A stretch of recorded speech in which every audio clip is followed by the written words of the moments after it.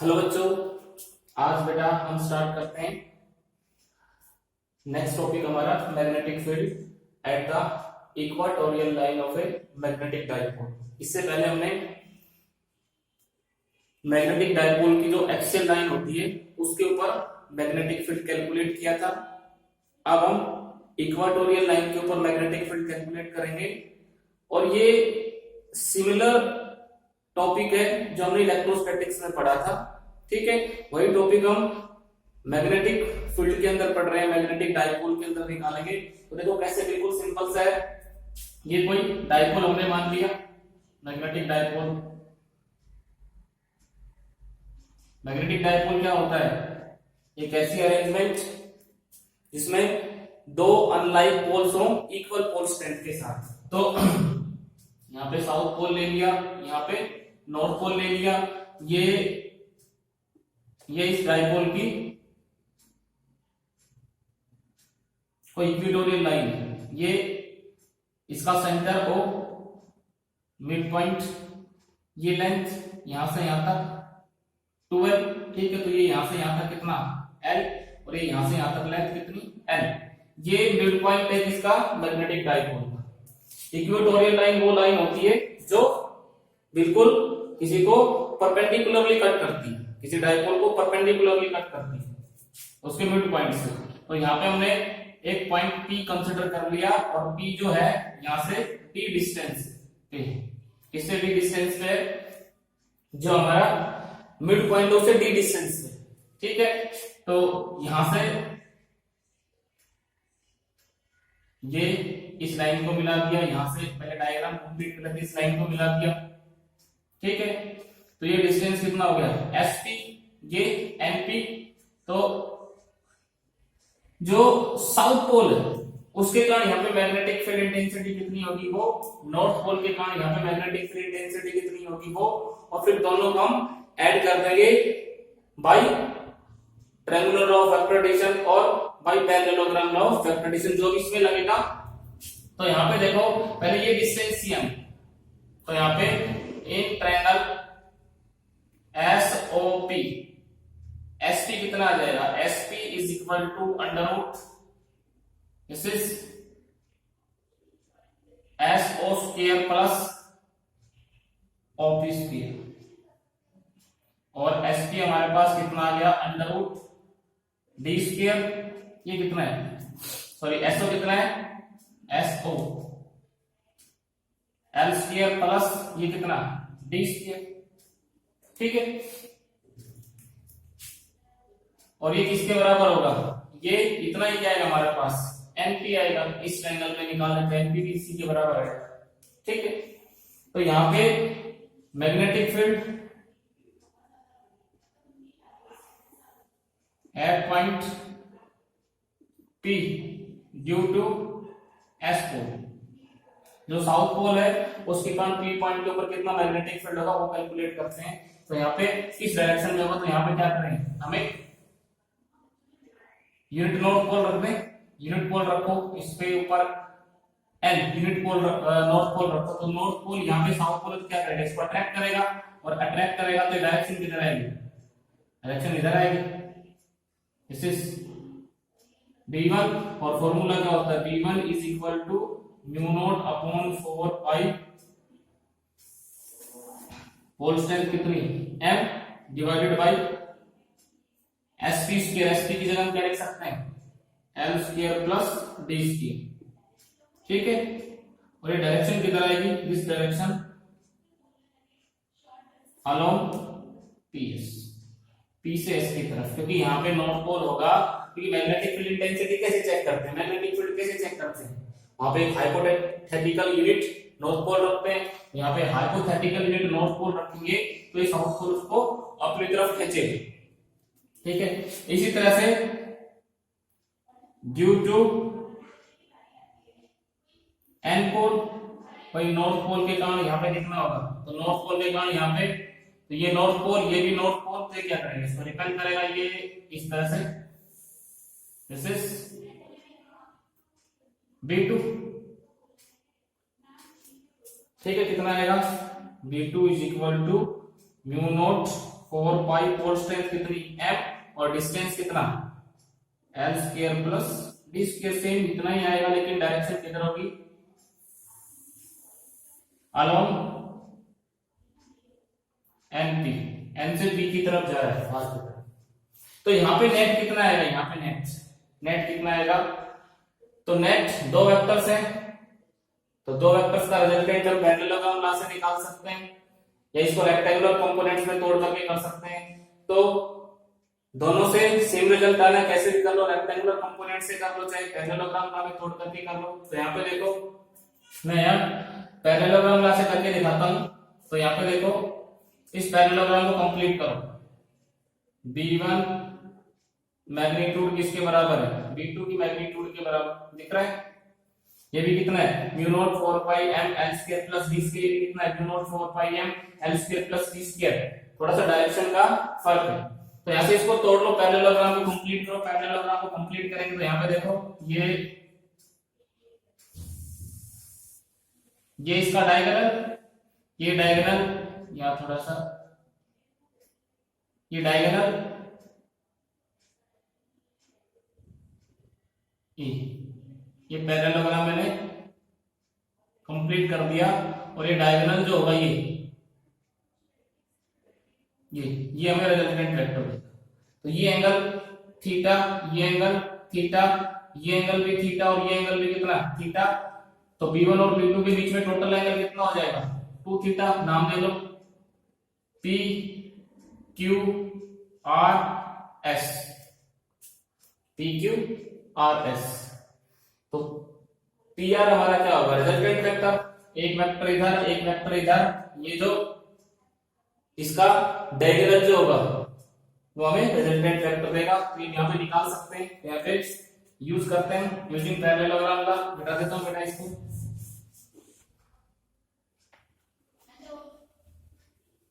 Using parallelogram law. देखो parallelogram law लगाएंगे और सिंपली हम इसको कैलकुलेट कर सकते हैं। तो यहाँ पे देखो यूजिंग पैरेललोग्राम लॉ इन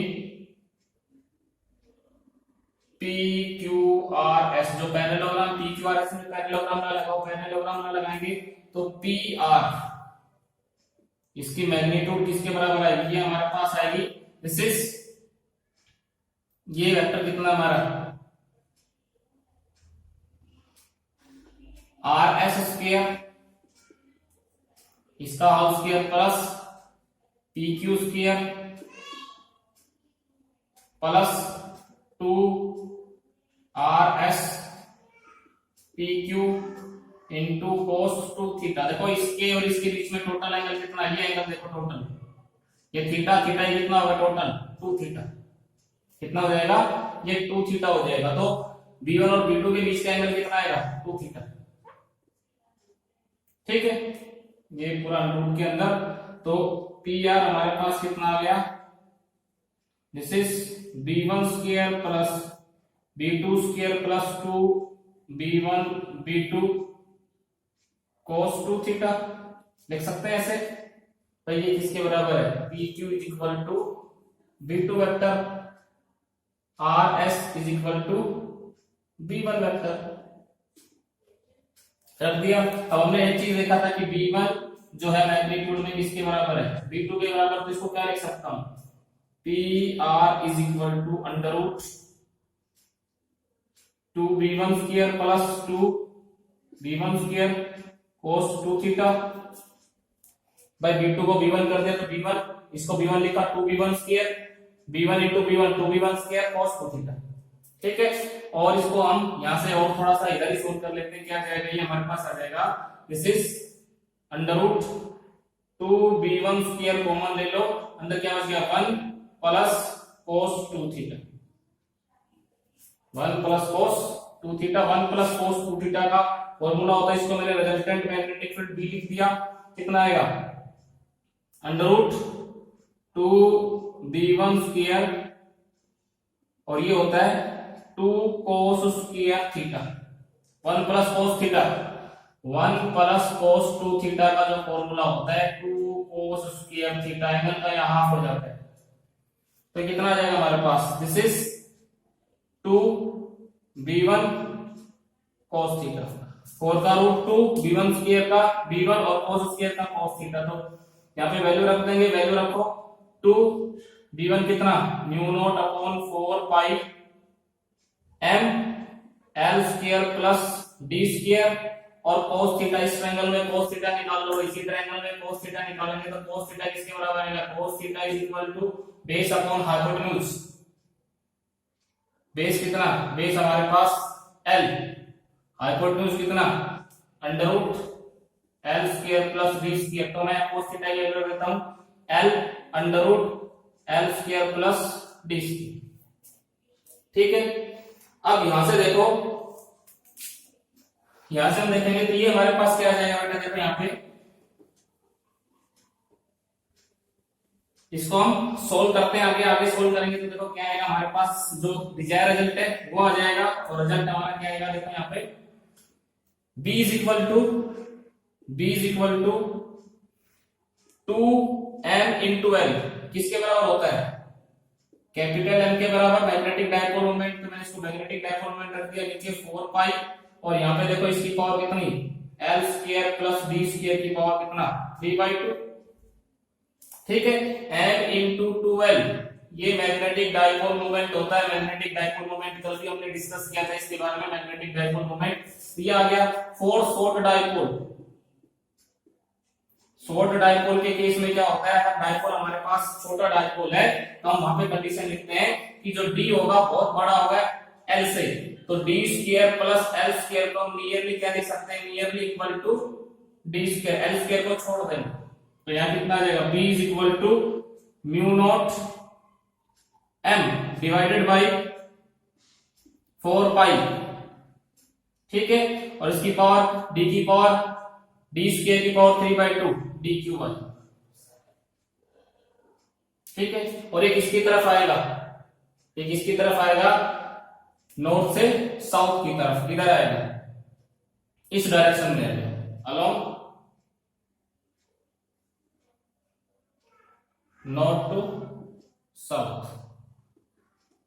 ठीक है, तो यहां से हम ये कैलकुलेट कर सकते हैं, किसमें आ गया, बी इक्वेटोरियल लाइन के ऊपर, और उन दोनों का रेशियो निकालें, कई बार रेशियो पूछ लेते हैं, तो दोनों का रेशियो निकालोगे तो रेशियो कितना आएगा, बी इक्वेटोरियल और बी एक्सियल का रेशियो निकालेंगे, तो बी इक्वेटोरियल और बी एक्सियल का रेशियो हम यहाँ पे निकाल सकते हैं, कितना आएगा, बी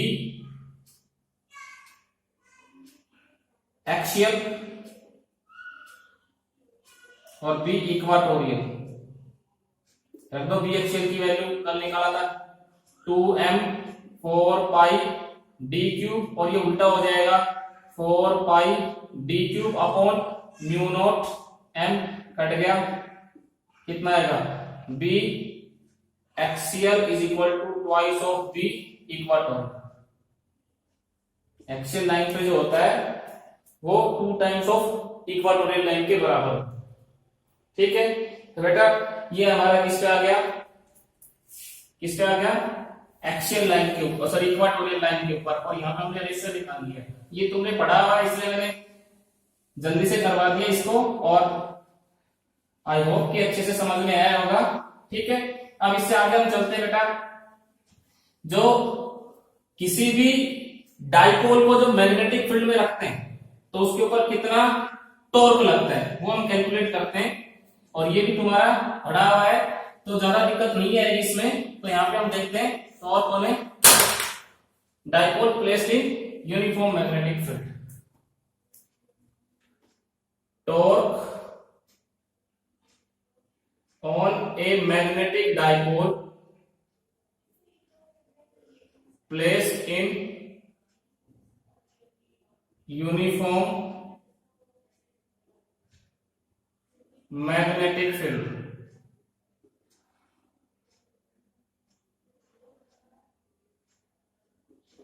देखो यहां पे, तो ये हमने मैग्नेटिक फील्ड मान लिया, ये हमारे पास एक यूनिफॉर्म मैग्नेटिक फील्ड है। कैसे हम ऐसे बना सकते हैं, यहाँ नॉर्थ पोल लगा दिया यहाँ पे, साउथ पोल लगा दिया तो बीच में यूनिफॉर्म मैग्नेटिक फील्ड डेवलप हो गया। यहाँ पे हमने एक मैग्नेटिक डाइपोल रख दिया, मैग्नेटिक डाइपोल इस तरह से, ये इसका नॉर्थ पोल, ये इसका साउथ, ठीक है। इस साइड को ए नाम दे दिया, इस साइड को बी नाम, ठीक है। अब यहां से देखो ये कितना एंगल बना रहा है, थीटा। इसकी जो डाइपोल मोमेंट है वो थीटा एंगल बना रही है मैग्नेटिक फील्ड के साथ, साउथ से नॉर्थ की तरफ होती है मैग्नेटिक डाइपोल मोमेंट, कितना एंगल बना रही है, थीटा। तो यहाँ पे देखो कितना टॉर्क लगेगा, कितनी फोर्स लगेगी। तो यहाँ पे देखते हैं सबसे पहले force on N pole, force dipole at N pole. यहाँ पे नॉर्थ पोल के ऊपर कितना फोर्स लगेगी, दिस इज नॉर्थ पोल है, इधर खींचेगा इसको साउथ के डायरेक्शन में, तो F1 कितना आएगा, F1 is equal to force किसके बराबर होती है, dipole moment, sorry magnetic pole strength multiply by magnetic field MB,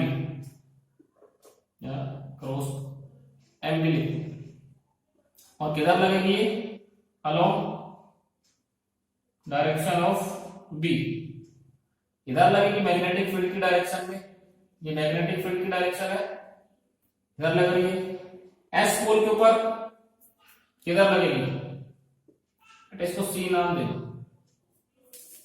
force at S pole, this is F2, pole strength कितनी इसकी भी है, इसकी भी पोल स्ट्रेंथ है, तो कितना सेम फोर्स लगेगी, दिस इज MB, लेकिन ये फोर्स किधर लगेगी, ये फोर्स किधर लगेगी, ये फोर्स की जो डायरेक्शन होगी ये किधर होगी, अपोजिट टू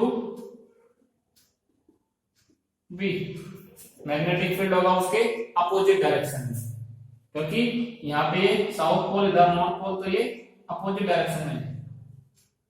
नेट फोर्स कितना हो गया, नेट फोर्स F1 प्लस F2 is equal to 0, because दोनों फोर्सेस क्या है, इक्वल और अपोजिट है, ये इधर लग रहा है, इधर लग रहा है, नेट फोर्स कितना हो जाएगा, 0। तो डाइपोल पे नेट फोर्स कितना, 0, but these forces are acting along parallel lines, so they produce a torque, but these forces produce a torque, torque पैदा करेंगे। टॉर्क कितना होगा, देखो टॉर्क का फॉर्मूला क्या होता है, torque is equal to magnitude of either force multiply by perpendicular distance. तो torque is equal to F1 और परपेंडिकुलर डिस्टेंस, तो यहां से परपेंडिकुलर डाल दो F1 और F2 के बीच में, ये 90 डिग्री, इसको नाम दे दिया हमने ABD, D नाम दे दिया परपेंडिकुलर। तो यहाँ पे AD, अब इसमें AD निकालने के लिए क्या निकालना पड़ेगा, साइन थीटा। तो साइन थीटा कितना है इस ट्रायंगल में, ACD, इन ट्रायंगल ACD कितना आएगा, sine theta perpendicular upon hypotenuse AC, ये परपेंडिकुलर ये हाइपोटेन्यूज, तो sine theta into AC is equal to AD, और AD कितना आ गया, 2L साइन थीटा। क्यों 2L साइन थीटा, क्योंकि यहां से यहां तक लेंथ कितनी डाइपोल की, दिस इज 2L। तो टॉर्क कितना है, torque is equal to F की वैल्यू कितनी थी, MB 2L sin थीटा, ठीक है। अब यहां से देखो बेटा M इंटू 2L किसके, कैपिटल L के बराबर होता है, टॉर्क इज इक्वल टू कितना आ गया, MB sin थीटा, कितना टॉर्क लगा, MB sin थीटा। अगर इसी को मैं वेक्टर फॉर्म में लिखना चाहूं, इन वेक्टर फॉर्म, तो टॉर्क कितना आ गया, M cross B, M cross B। तो इलेक्ट्रिक फील्ड में जब ये एक्सप्रेशन निकालते तो वहां पे क्या आता है, TE sin थीटा, P वहां क्या होता है, इलेक्ट्रिक डाइपोल मोमेंट, और यहाँ पे MB sin theta, magnetic dipole moment multiply by magnetic field, ठीक है।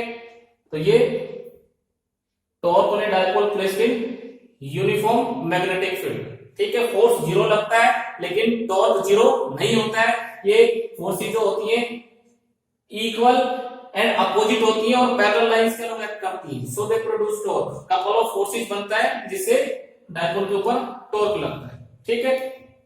तो उससे आगे चलते हुए हम इसकी पोटेंशियल एनर्जी निकालते हैं, potential energy of the dipole, potential energy of the dipole. तो पोटेंशियल एनर्जी देखते हैं डाइपोल की कितनी होगी, potential energy of the dipole, potential energy of the dipole. तो potential energy of the dipole निकालते हैं। तो पोटेंशियल एनर्जी क्या होती है, पोजीशन के कारण जो एनर्जी, ठीक है, पोजीशन के कारण जो एनर्जी मिलेगी डाइपोल को, उसको हम क्या बोलेंगे, पोटेंशियल एनर्जी। तो डाइपोल की पोटेंशियल एनर्जी कितनी होगी वो हम यहाँ पे कैलकुलेट कर रहे हैं, ठीक है। तो यहाँ पे लिखते हैं potential energy of the dipole. बहुत ही आसानी से निकाल सकते हैं कितनी आएगी potential energy of the dipole. तो यहाँ ये मैग्नेटिक फील्ड था हमारे पास, ये मान लो डाइपोल इस पोजीशन में है हमारा, ठीक है।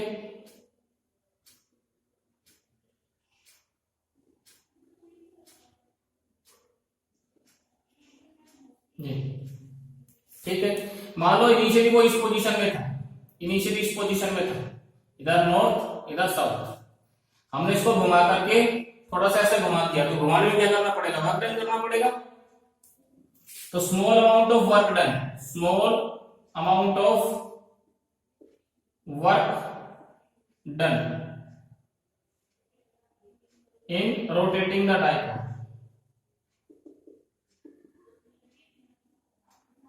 dw रोटेशनल मोशन में वर्क डन कितना होता है, टॉर्क इनटू d थीटा। अब यहां से इसको थोड़ा सा ऐसे था, ऐसे था, और इसको थोड़ा सा ऐसे घुमा दिया, तो ऐसे घुमाएंगे तो मैग्नेटिक फील्ड के अपोजिट डायरेक्शन में लेके जा रहे हैं, तो कितना work done, torque into d theta. Torque कितना लगता है, डाइपोल के ऊपर टॉर्क लिखता है, अभी निकाला था mv sin theta into d theta. Total work done, total work done from theta 1 to theta 2। जब एक पोजीशन से दूसरी पोजीशन पे घुमाएंगे तो टोटल वर्क डन कितना हो जाएगा, तो इसका इंटीग्रेशन कर दें, तो w थीटा 1 से थीटा 2 कितना आ गया, ये हमारे पास आ गया mv sin theta d theta.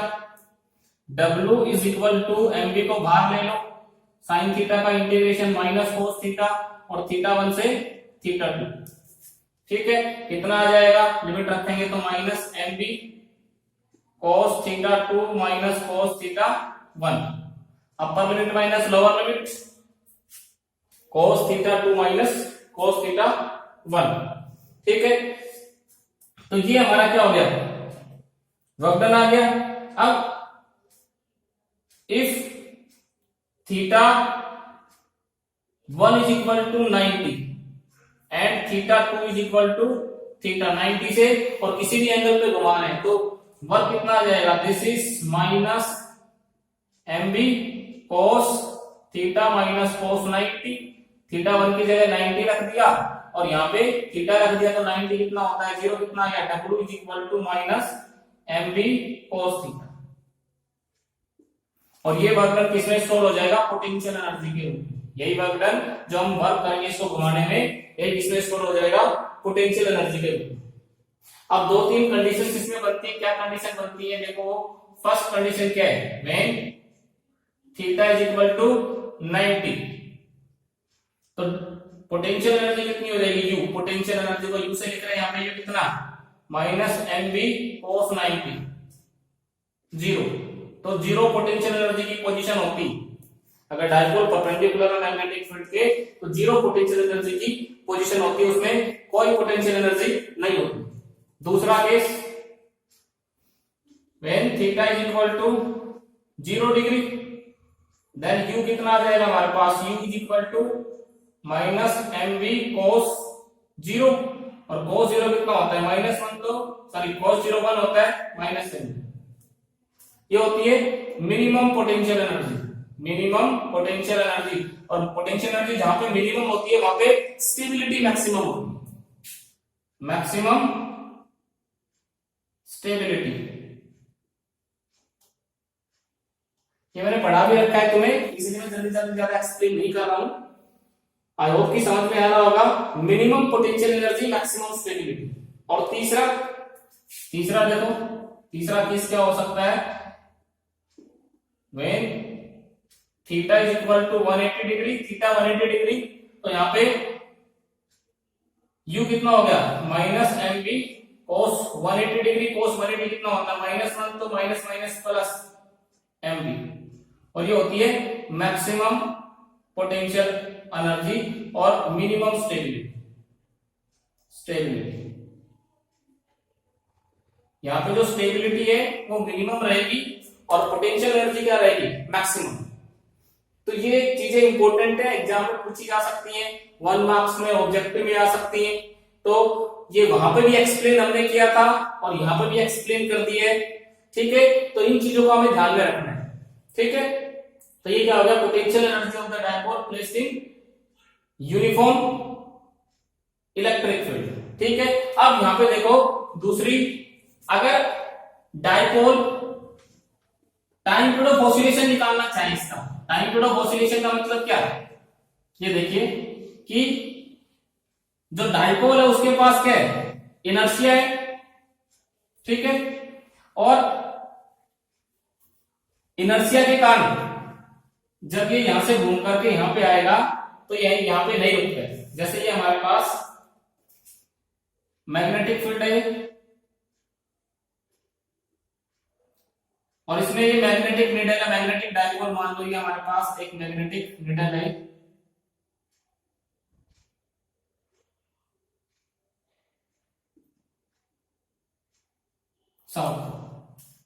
अब ये घूम करके क्या ऐसे यहां छोड़ेंगे तो घूम करके ऐसे आएगी, इसके पास इनर्शिया होता है तो यहां पे नहीं रुकती है, ऐसे और शूट कर जाती है, और शूट कर जाएगी तो इसके अंदर रिस्टोरिंग टॉर्क आएगा और ये वापस मीन पोजीशन की तरफ आना चाहती है स्टेबिलिटी में, लेकिन इसको फिर और शूट कर जाती है, क्या करती है, ऐसे ऑसिलेट करती है, क्या करती है, ऑसिलेट करती है। तो उस ऑसिलेशन का टाइम पीरियड, ऐसे यहां से छोड़ेंगे तो ये ऐसे घूम करके ऐसे यहां नहीं रुकती है और शूट कर जाती है, ऐसे थोड़ा नीचे चली जाएगी, because the needle has inertia, ठीक है। तो ये एक रिस्टोरिंग टॉर्क आएगा इसके अंदर, ये वापस इसको इधर लाने को इसके अंदर नहीं, यही नहीं रुकती है, वापस ऊपर चली जाती है। तो इस तरह से कुछ टाइम के लिए क्या करती है, ऑसिलेट करती है, इस तरह से ऊपर नीचे से हिलती है और फिर रेस्ट में आती है। तो उस ऑसिलेशन का टाइम पीरियड निकालना है।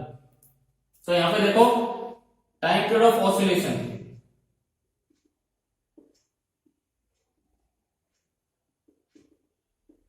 नीडल। अब यहां पे देखो कितना रिस्टोरिंग टॉर्क आएगा, रिस्टोरिंग टॉर्क